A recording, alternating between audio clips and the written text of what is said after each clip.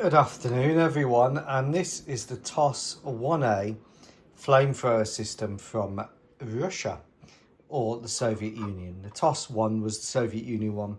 TOS 1A was a slightly improved one. They're now on TOS 2, which is wheeled, and TOS 3, which has less tubes and which is on a T80 chassis for better mobility, because the T72 chassis is not as mobile as the T80 chassis, which is interesting. This is a 4D puzzle kit from AliExpress. It cost a grand total of about £4.70, all the way from China.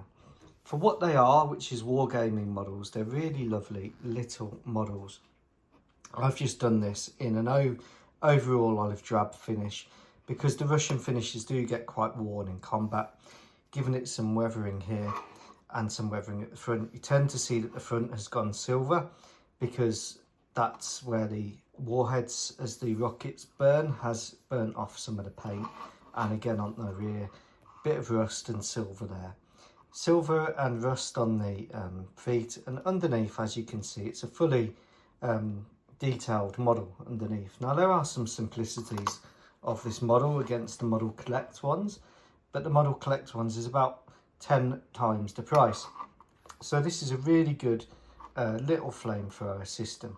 Now the Russians do call this a flamethrower system, and it does come with the elevated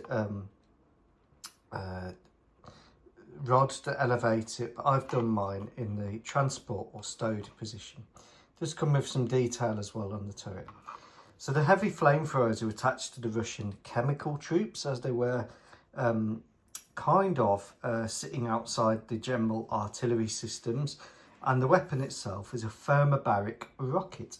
So it's a vacuum bomb. What that means is that the warhead doesn't contain oxidizer. It draws in oxygen from the air, and that creates a vacuum overpressure, which is why people say that these are really useful against fortifications like this mushroom farm or garlic farm, because the TOS can take the air out of the system, which means anyone in the fortified systems, they will struggle to breathe and essentially their lungs collapse. So it's quite a nasty weapon.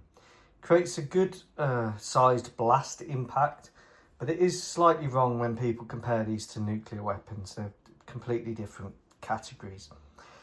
The real deficiency of these weapons is that even with the TOS 3, the range is only 15 kilometres. The range of the TOS 1 was a massive 3 kilometres, and the TOS 1A was 6.6 kilometres to 6.8 kilometres.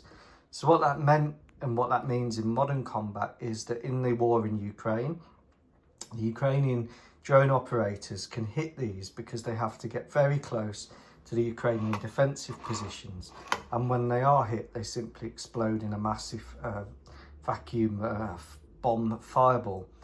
Now the TOS 1A has 24 rockets, the TOS 2 has 18, and the TOS 3 has 15.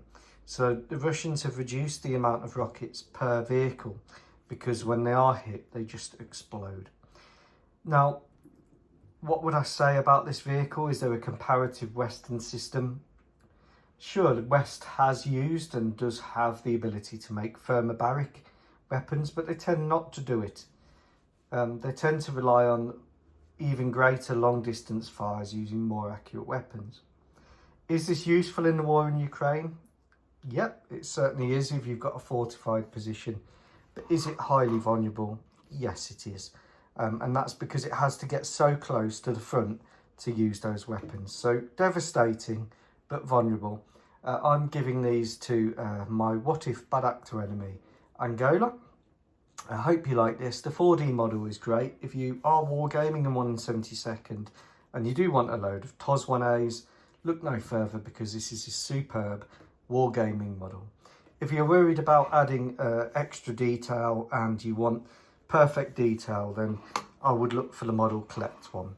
However, for what I need and for what I'm using this for, this is absolutely fine. And I really enjoyed building this kit. I do glue mine together, but it will snap fit on the majority of places. And I've just added an aerial on this side.